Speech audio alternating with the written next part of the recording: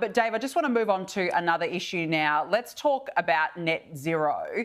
Opposition leader Sussan Ley seems to be really struggling to unite the party on this. Here she was today. So today she was talking about it. Again, she was asked, why they need to have a review into net zero. But I want to ask you, Matt Canavan said earlier, it doesn't matter if the coalition debate over net zero gets messy because the coalition is irrelevant right now. Does he have a point? Look, I think he does have a point in the sense that, we do need to go through these internal policy reviews and processes. That's what Sussan committed to when she became the leader. People have got different views on this. I respect the differing views of my colleagues on this as well. We're better off having these arguments and settling these disputes at this point in the electoral cycle, rather than in 1 or 2 years' time. But, I mean, given that there are members of the coalition, particularly the Nationals, who are saying get rid of net zero, I mean, you have to admit you are facing an inevitable split on this. Well, look, David Littleproud and his leadership team will make a decision for the Nationals.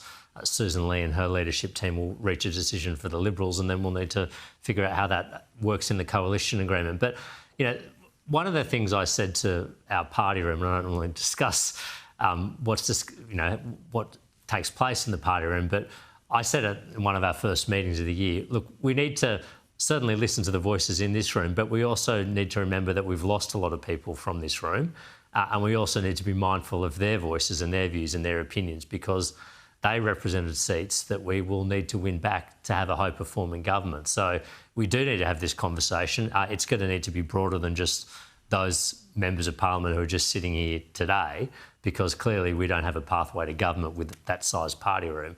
And we'll need to, factor all of that into our deliberations and discussions.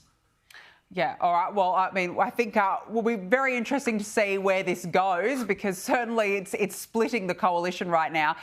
Dave, I want to talk to you about tap and go. You've written a piece in the Financial Review this week criticising the use of tap and go fees on EFTPOS machines. You say the Reserve Bank of Australia calculates that Australians paid $1.2 billion in card surcharges last year. That's a lot of money right in the middle of a cost of living crisis. Do you think it's time for these fees to be scrapped? I do. I mean, I just find it bizarre that, you pay for something with your own money and then you charge for the privilege of doing so. I mean, no one would accept paying a cash surcharge, for instance. If you handed over a $20 note to pay for your groceries, no one would accept that there should be a surcharge imposed upon that payment. But cash costs more to manage for the banks that sit behind the merchants and the businesses themselves than an electronic transaction when you're just moving electrons and bits of data. And I think our fees are too high in Australia. Surcharging on tap and go transactions is becoming almost uniform now practice, or is becoming very widespread. And the costs that the banks are charging merchants, the so-called interchange fees, for using an electronic transaction are way out of proportion to the actual cost of providing that service. And that's why I think the Reserve Bank is right to look at this, and I believe they should address it.